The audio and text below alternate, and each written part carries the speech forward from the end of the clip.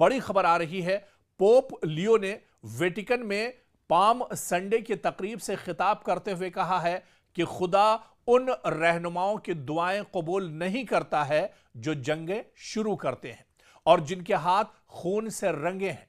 कयास आराई की जा रही है कि पोप लियो का इशारा ईरान के खिलाफ अमेरिका इजराइल अफराद की जानिब है। जी हां, पोप लियो का दरअसल सीधा सीधा इशारा बेंयामिन नेतन्याहू और डोनाल्ड ट्रंप है और उन्होंने कहा है कि खुदा दरअसल ऐसे लोगों की दुआएं कबूल नहीं करता है जिनके हाथ खून से रंगे हुए हों।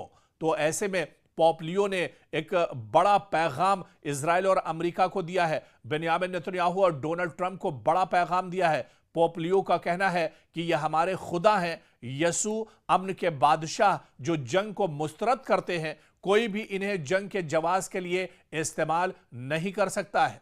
और आप देखिए कि वो जंग करने वालों की दुआओं को नहीं सुनते बल्कि उन्हें रद्द कर देते हैं। और उन्होंने इस मौके पर बाइबल का हवाला देते हुए कहा कि अगरचे तुम बहुत दुआएं करते हो, मैं नहीं सुनूंगा, तुम्हारे हाथ खून से रंगे हुए हैं।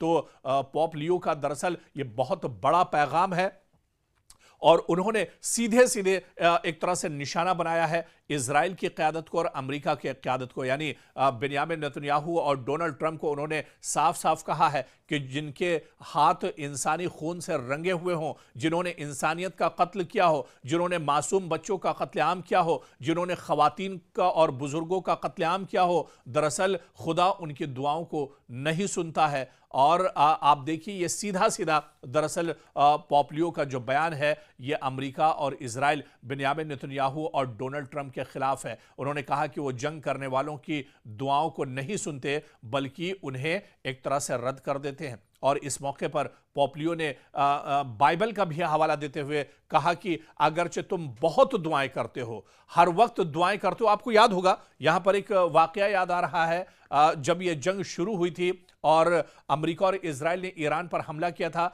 उसके बाद ईरान ने ताबड़तोड़ जो अमेरिकी तंसीबात हैं पूरे मशरिक़ वस्ता में उस पर हमले शुरू किए थे और इसके अलावा इजराइल के ऊपर बड़े पैमाने पर हमले किए थे। आपको याद होगा उस वक्त व्हाइट हाउस में डोनाल्ड ट्रंप ने बाकायदा पादरियों को बुलाया था और जंग जीतने के लिए दुआएं की थी। बाकायदा जिसे हमारे यहाँ एक दुआया मजलिस कहा जाता है या फिर हिंदू भाइयों के यहाँ उसे हवन की तरह से कहा जाता है, ऐसे ही व्हाइट हाउस में कई बड़े पादरियों को डोनाल्ड ट्रंप ने बुलाया था और वो तस्वीरें सोशल मीडिया पर काफी वायरल हुई थी, जहां पर डोनाल्ड ट्रंप बैठे हुए थे, उनका पूरा अमला और पूरी